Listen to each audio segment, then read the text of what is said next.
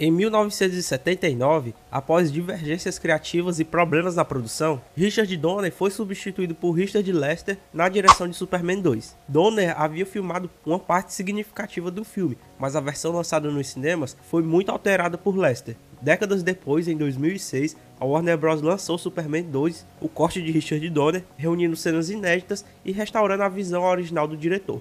E hoje eu tô aqui pra falar sobre esse filme, lembrando que já tem vídeo de Superman 2 aqui no canal, vou estar deixando o card aí pra vocês verem. E hoje eu vou falar sobre esse corte do Richard Donner, se ele melhora alguma coisa, se ele é pior do que a versão que foi pros cinemas. Enfim, já vai deixando o seu like e se inscrevendo pra fortalecer o canal.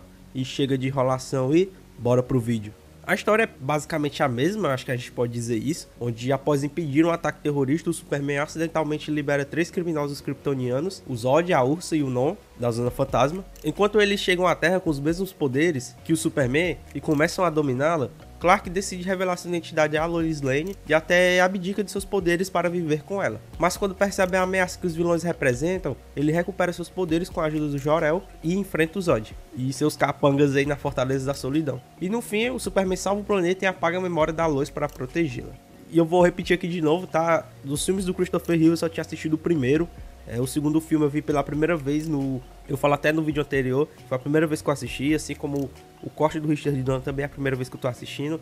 E agora eu vou falar os pontos que são diferentes do filme que foi lançado nos cinemas e se foram melhores ou piores. O primeiro ponto é, no vídeo anterior eu falei que a Lois Lane parecia um pouco interesseira, né, onde ela só se interessou mais pelo Clark Kent quando ele revela que é o Superman. Ela não tava nem pro coitado do Clark, mas quando ele revela que é o Superman, ela fica caidinha por ele. E eu tinha achado ela bem interesseira. Só que nesse corte do Richard Donner, ela tá menos interesseira e muito mais legal do que a versão do cinema. O segundo ponto é a aparição do Jor-El, onde o cara não é nem citado, ele simplesmente some e quem toma o lugar dele é a mãe do Superman, ela que vira a conselheira lá da Fortaleza da Solidão. E que o Marlon Brando tá de volta, parece que eles tiveram que restaurar muita coisa pra poder colocar o Marlon Brando lá no meio do filme. Mas só aí já melhorou bastante pra mim, do fato de ser ele e não a mãe do Kal-El, né? Não tô dizendo que eu não gosto que seja ela, mas é porque até onde a gente sabe é o Jor-El que fica ali na Fortaleza da Solidão. E outra alteração é no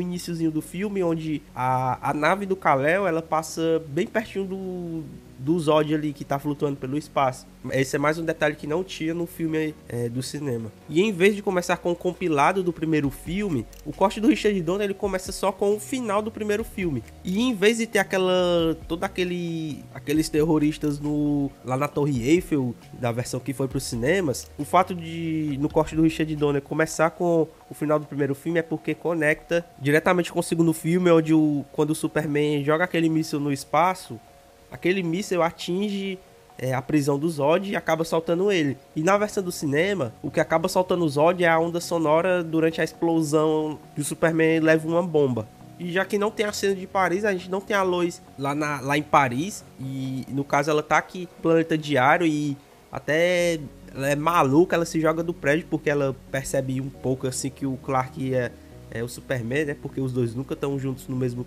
lugar. E ela se joga do prédio e o Clark acaba salvando ela, né? Sem ela perceber. E é uma cena bem maluca mesmo. E talvez a cena mais conhecida dessa versão é a versão que a Lois descobre a identidade do Clark, onde ela usa uma pistola lá e a gente pensa que é uma bala de verdade que ela usa no Clark. E nesse momento é onde a gente vê a perfeição do Christopher Reeve interpretando o Superman, né? Onde ele tá um pouco mais corcunda. Aí quando a bala atinge ele fica mais reto, né? E essa cena aí é magnífica, cara. Não só pela inteligência da Lois, mas pela interpretação do Christopher Reeve.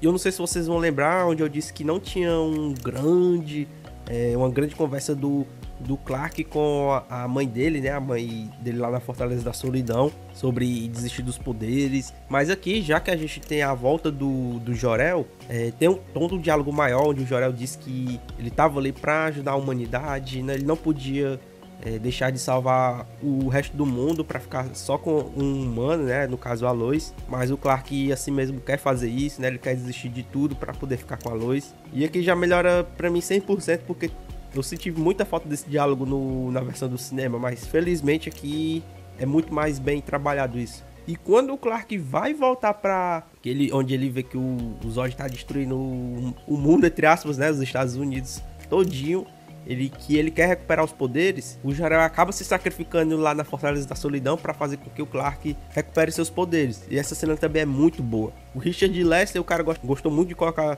comédia em Superman 2, isso aí.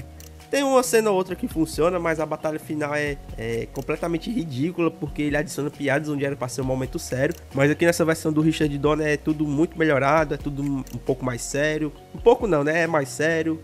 A gente só tem a batalha, não tem muitos diálogos. E aí também pra mim já melhorou bastante. E aqui continua sem fazer sentido, o Zod cai lá na Fortaleza da Solidão. A gente não sabe se ele morre, se ele só tá jogado ali. O Superman também não vai atrás pra ver se ele tá morto ou não. E quando o Superman sai da Fortaleza da Solidão com a Lois, o Lex Luthor tá lá dentro e a Fortaleza da Solidão explode. Não mostra o Lex Luthor saindo. E você fica se perguntando, pô, o Superman matou o Lex Luthor, como assim? E por fim temos a polêmica cena do beijo mágico, né? Eu não sei se eu prefiro o beijo mágico ou a repetição do final do primeiro filme, onde aqui nessa versão do Richard Donner a gente tem o Superman voltando no tempo para que a Lois não saiba a identidade dele. Assim, é repetição, mas eu acho que eu ainda prefiro essa volta no tempo mesmo. Não sei vocês.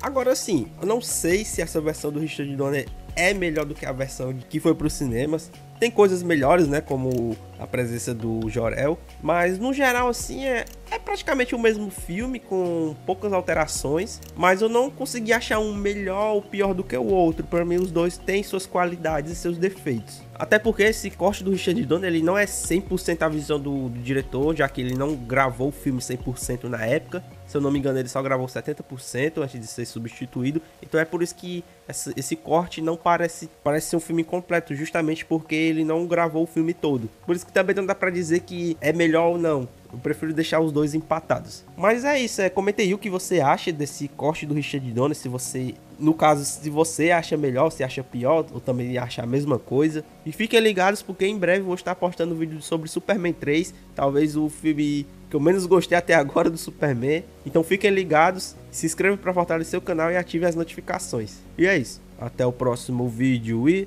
valeu!